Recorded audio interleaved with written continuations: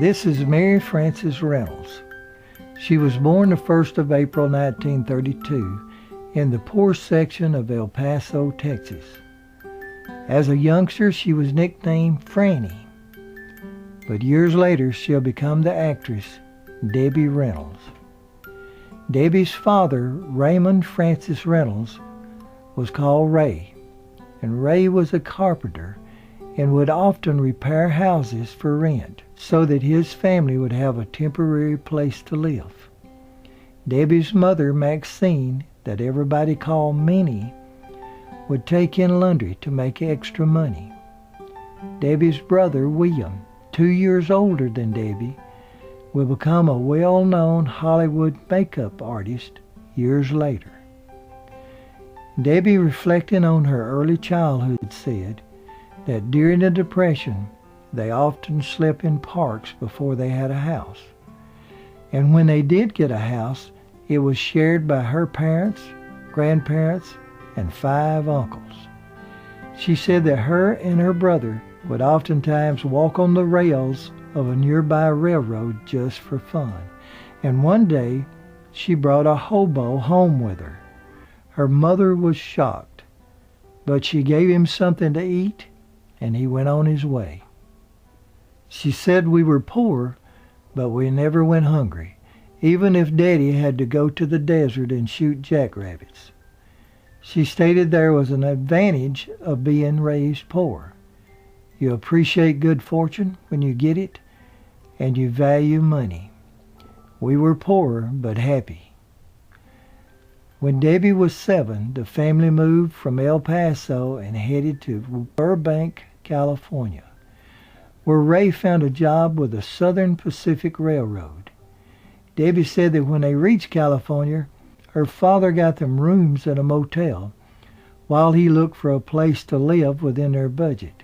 No one wanted to accept children. And finally, at one place just south of Glendale, the landlady asked if he had kids. And Ray answered, "Yes, I've got one boy and one girl."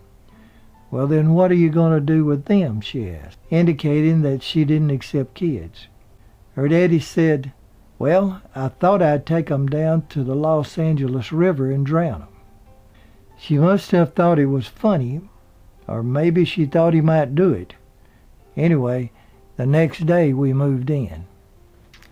In 1948, at the age of 16, while attending the John Burroughs High School, Debbie entered the Miss Burbank Beauty and Talent Contest, not expecting to win anything except a scarf, blouse, and free meal that was given to all the contestants. She did an impersonation of Betty Hutton that she had been practicing. It paid off. She won. She loved doing movie star impressions, and she'll do them in her nightclub acts years later. She'll be spotted by a talent scout from Warner Brothers after winning the Burbank contest and offered a contract. Now, this is Debbie eating ice cream on the lawn of the family home at 1034 North Evergreen in Burbank. Even after the movie star contract, she continued to live there with her brother and parents. Being raised up in the strict Nazarene church that was against show business and movies, Debbie had to convince her parents it was okay. Her father thought it was all right, knowing how much Franny, or Debbie, wanted it. Her mother took a little more convincing, but after seeing her daughter's movies, she said, "Well, I don't see anything wrong with them." Debbie Reynolds will make her first uncredited screen appearance in June Bride that stars Bette Davis and Robert Montgomery. In 1950, she was let go by Warner Brothers, who had changed her screen name to Debbie.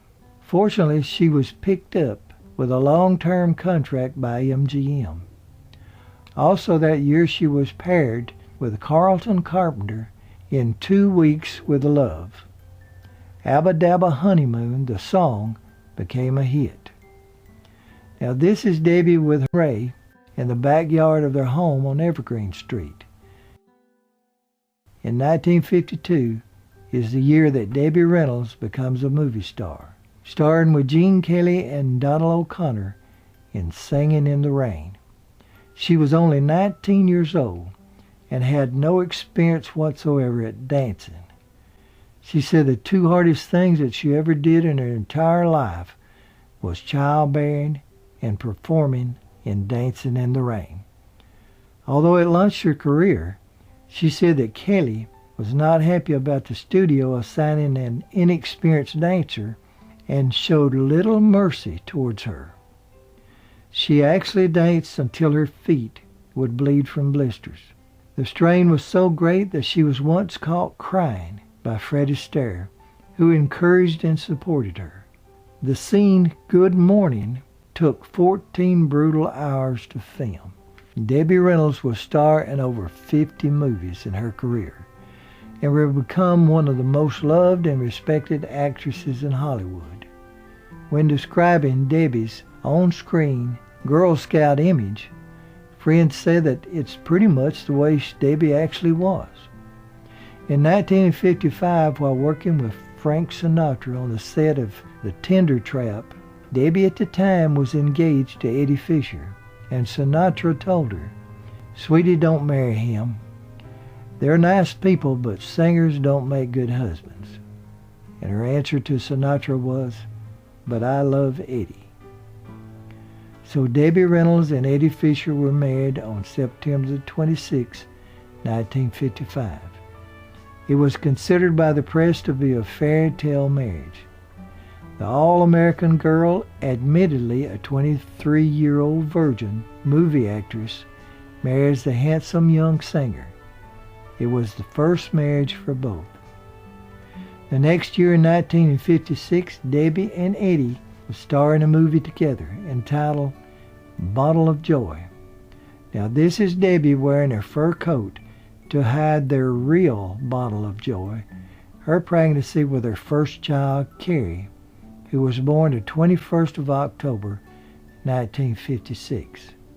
After Carrie was born, Debbie's next movie was Tammy and the Bachelor with Leslie Nielsen.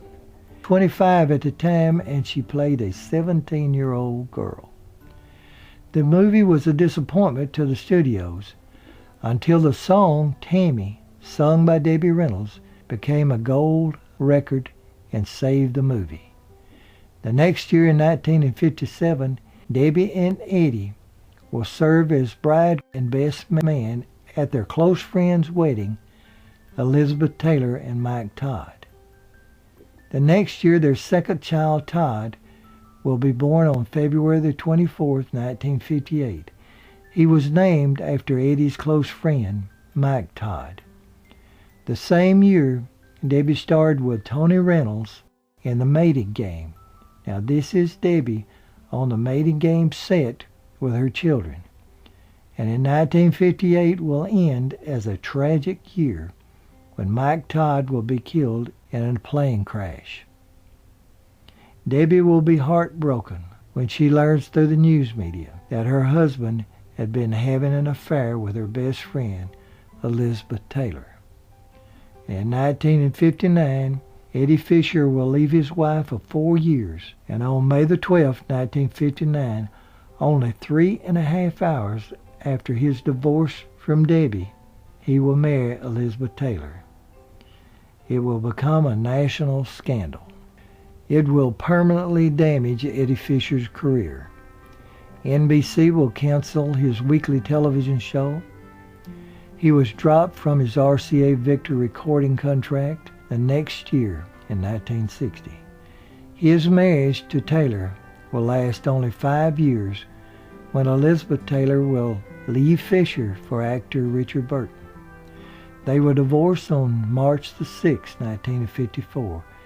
3 years later, in 1967, Eddie marries actress Connie Stevens. Eddie and Connie will have 2 children. Jolie will be born in 1967, and her sister Teresa will be born the next year in 1968. Eddie and Connie will only stay married 3 years and will divorce 1969. It'll be 1975 before Fisher will marry again, this time to his fourth wife, Terry Richard. She was 21 and he was 47. Terry was a beauty queen. She was crowned Miss Louisiana. They'll be married for less than a year. Eddie will make several attempts to revive his career during this time, without success. In 1993, Fisher will marry for the final time. This time it'll be a businesswoman and not an actress, Betty Lynn.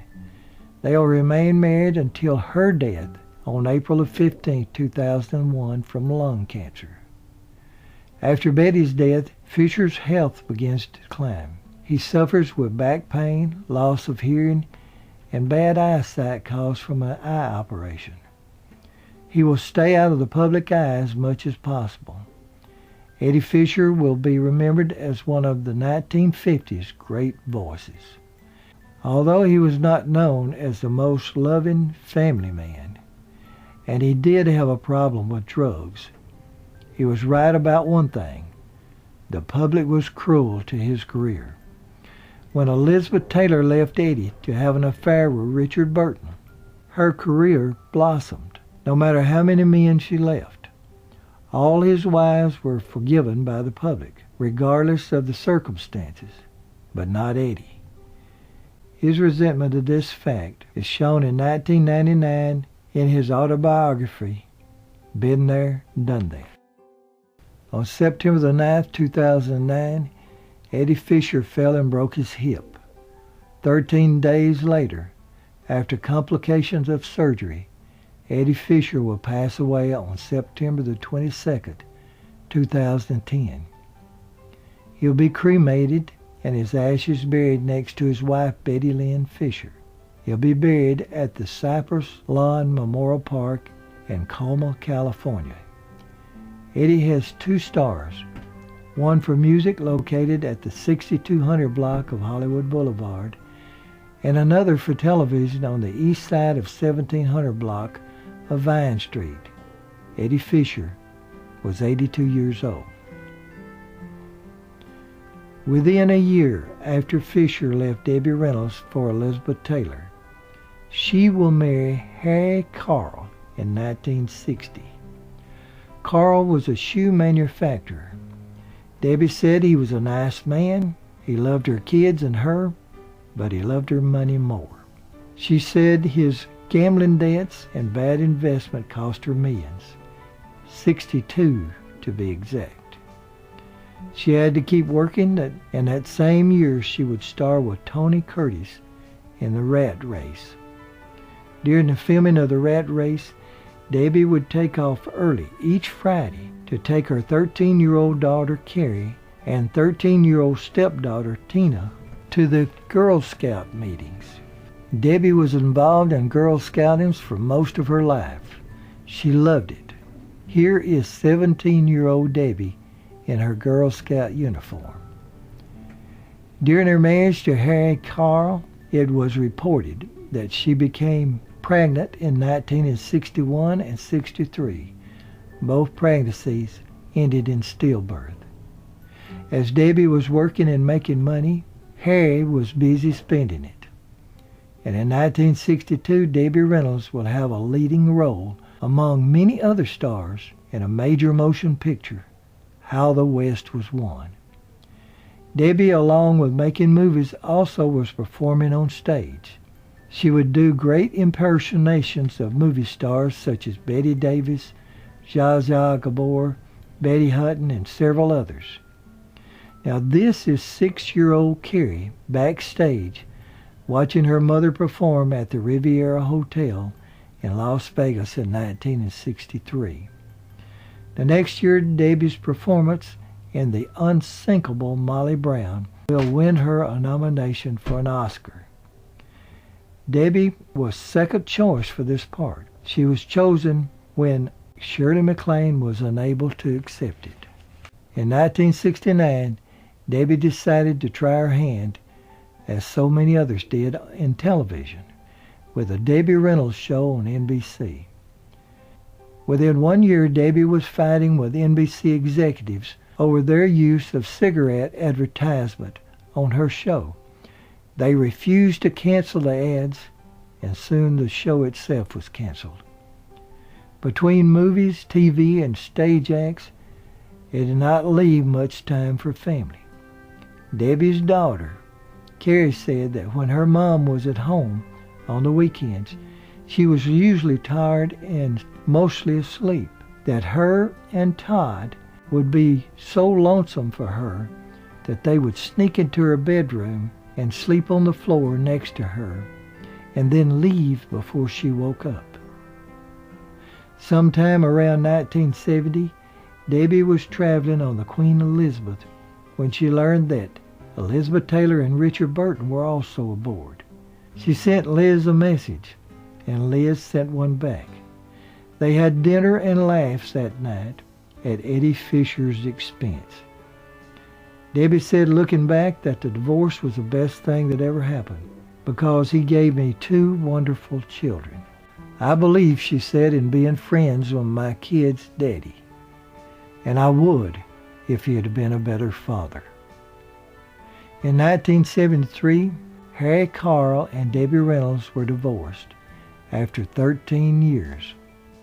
Harry had been married 3 times before Debbie, but he never married after her. Debbie stated that the marriage to Harry Carl was the biggest heartbreak of all. Harry went through her millions and his too, leaving her homeless and in debt.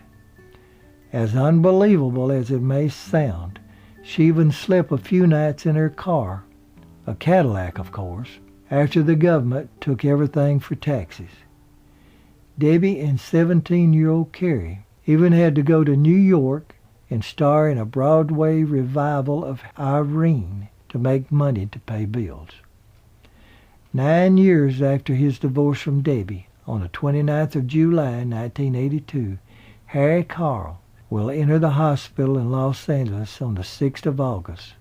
He will have bypass surgery and will pass away the next day, the 7th of August, at the age of 68.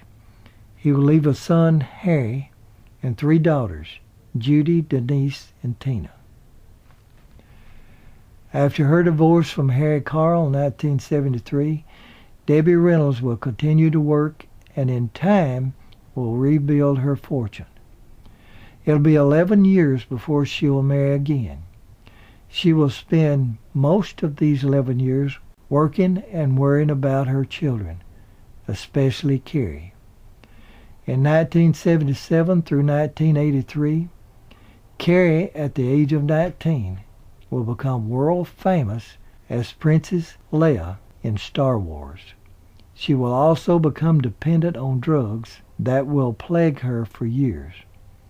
By the end of 1983, it was noticeable on the set of Star Wars that she had drug problems. She will also be diagnosed as bipolar. And in 1983, on the set of Star Wars, Carrie will meet Paul Simon of Simon and Garfunkel. They will marry the 16th of August that same year and divorce within a year.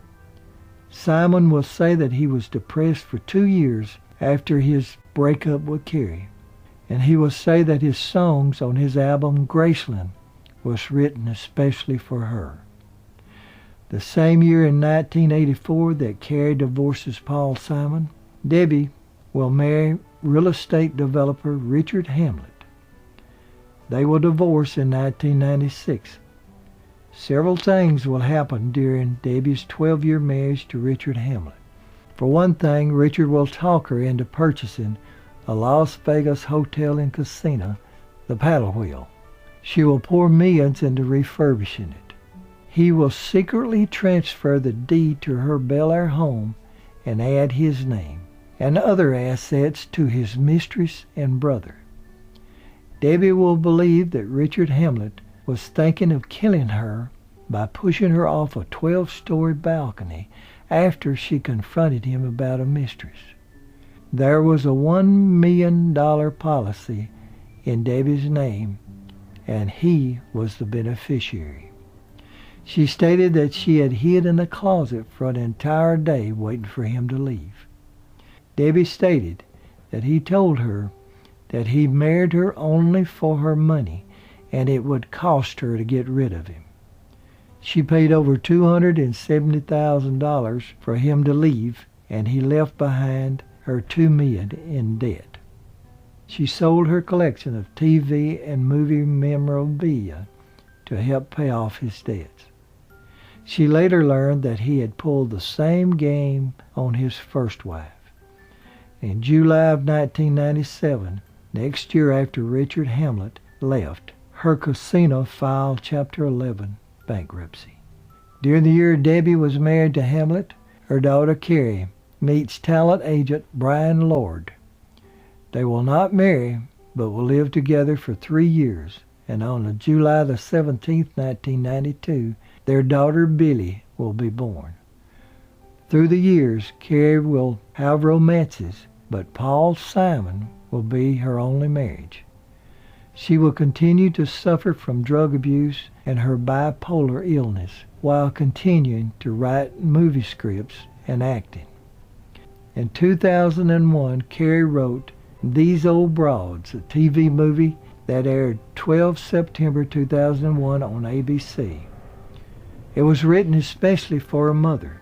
Some say it was a love letter to Debbie.